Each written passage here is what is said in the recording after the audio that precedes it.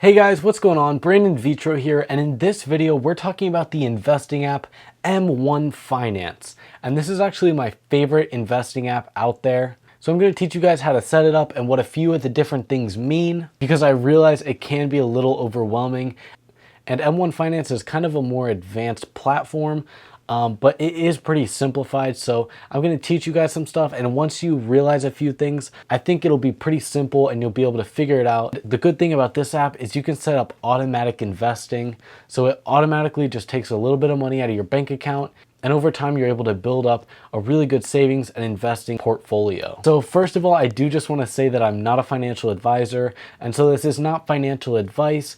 I'm just telling you guys what I did, as well as kind of how to set up the app. I'm not telling you guys what to invest in or anything like that. I'm going to tell you what I invest in, and you guys can figure out what you want to do on your own.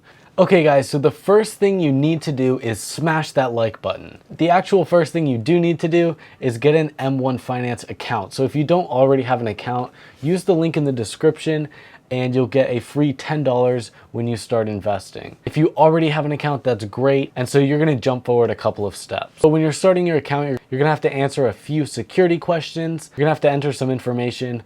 This is standard. This is any investing app out there. So once you get set up and you get pushed through to the first part that everyone else sees, they're going to ask you to put an initial investment. And so you have to invest at least $100 to get started with M1 Finance. And it is totally worth it. Like, this is a really good app. I'm not sponsored by them or anything, but it is a really good app and I personally do use it. It's not like you put $100 there and it just disappears. This is money that you're investing. So what they're gonna show you is a pie, and basically it's a pie chart of the different things that you're invested in. And so this is basically when you decide what you want to invest into. They have like different categories of different pie charts.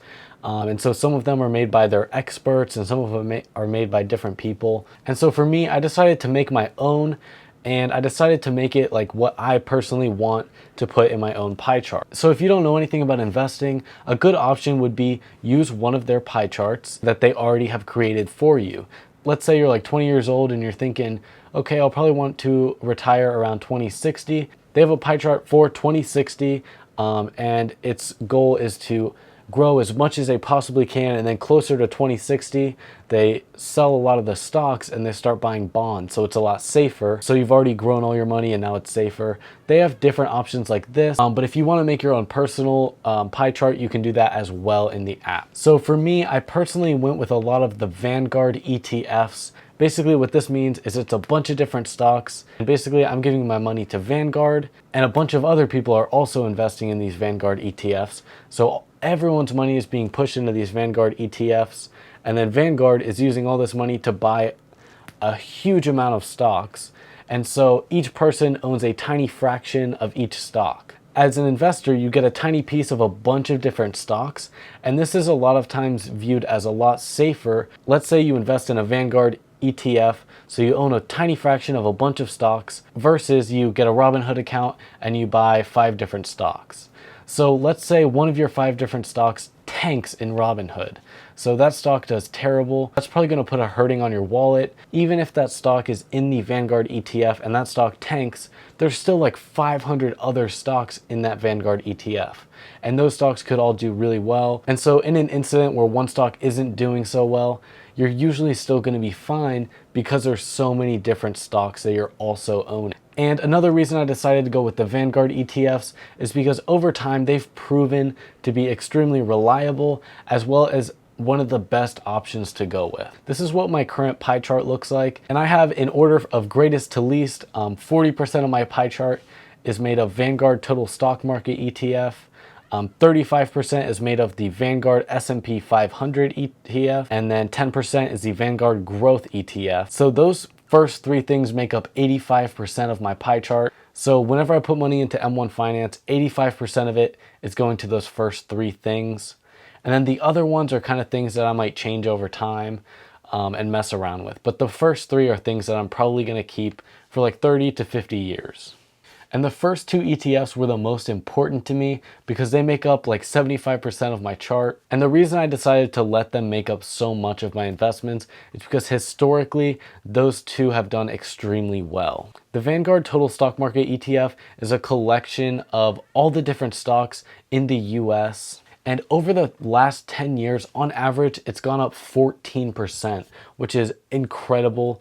And that's higher than, most people are going to be able to get if they're just buying different stocks. Now, the S&P 500 is also a great option, and this is actually something Warren Buffett recommends that everyone invests in, and he's like the third richest person in the world. It's probably a good idea to take a little bit of advice from him.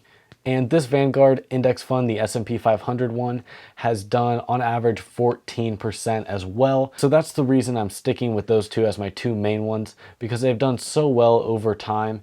Like I said before, the other investments in there are more just for my fun, to keep me interested in it. So like I threw Tesla in there, it's only 1%. So I'm barely even putting any money into Tesla itself, but it is a company that I love and I love to watch. And so I decided, it'll be fun to put it in there as 1%, and I can see how much it goes up and down every day whenever I check my M1 Finance account. So this is my personal pie chart, and this is what I'm currently investing my money into. So if you are interested in using M1 Finance, use the link in the description and you're able to set up an account, and you'll get $10 for free just for using the link I have down there. $10 can go towards your investments and help you start making more money in the future.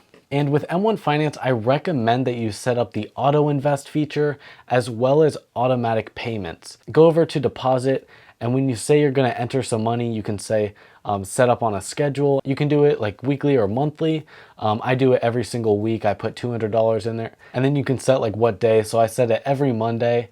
Some money is going to be invested for me into M1 Finance, and that gives me something to look forward to on Mondays. So yeah, like I said, I think the auto invest features are really awesome, and it's totally hands off because you've already built your pie chart. You've already told them what percentage you want them to invest in, and so once your money gets deposited, it goes right towards what you want them to invest it into. I hope this video really helped you, and I hope you're on your way to becoming an amazing investor.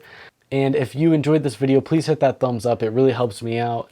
If you want to see more videos like this, hit the subscribe button, and I will be back to show you guys some more videos. And if you're interested in learning more about money and credit cards and stuff like that, go ahead and watch some more of my videos, and I'll see you guys there.